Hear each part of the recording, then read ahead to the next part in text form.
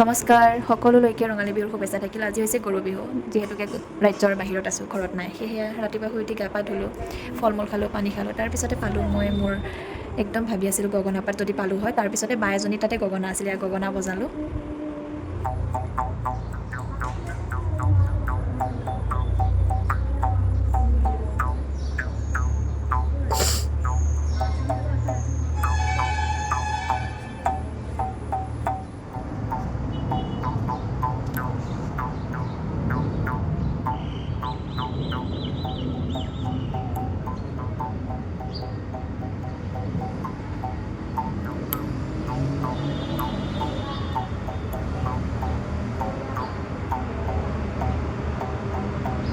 Happy Bihu, Rongali বিহুৰ সকলোলৈকে শুভেচ্ছা জনালোঁ। মনটো ভাল লাগি যায় যেতিয়া ভাবি থকা বস্তু এটা হয়।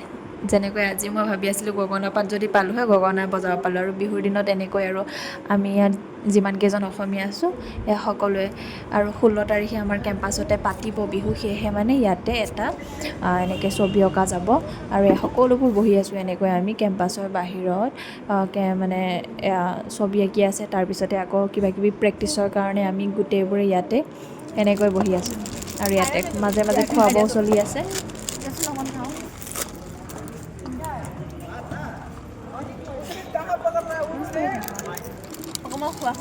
এয়া আৰ্ট, এইটো হৈছে আৰ্টিষ্ট, আৰু আমিবোৰ হৈছোঁ যোগালী।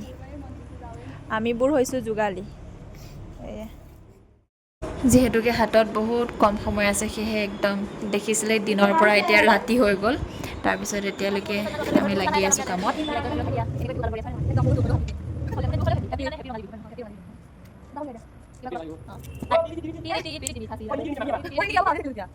গাইজ, আপোনালোক সকলোৱে ঘৰত পিঠা পনা খাই আছে, আৰু আমি ৰাজ্যৰ বাহিৰত থাকি এনেকৈ বিহু পালন কৰি আছোঁ। বহুত দুখ হ'লেও হেপী আমি। দুখতো আমি হেপী, কাৰণ হেপী ৰঙালী বিহু, হেপী ৰঙালী বিহু। এইফালে আমাৰ আৰ্টিষ্টসকল এতিয়া আকৌ মুখখন দেখি দে আৰু মানে তোৰ কেনেকুৱা অনুভৱ এতিয়া? তই বেলেগ এখন ৰাজ্যত থাকি বিহু পালন কৰি আছ, তাকো ছবি আঁকি আছ এতিয়া বিহু দিনাখন। তথাপিও এইটো এটা বেলেগ আমেজ ন, সুকীয়া আমেজ। আমি বেলেগত থাকি এনেকৈ বিহু পালন কৰিম। এয়া আমাৰ অসমৰ কালচাৰ, এনেকৈ ছবি আঁকি আছে। হ'লেও আমি বিহু মানে চেলিব্ৰেট নকৰাকৈ থাকিব নোৱাৰোঁ। য'তেই থাকোঁ তাতেই বিহু। Bye bye.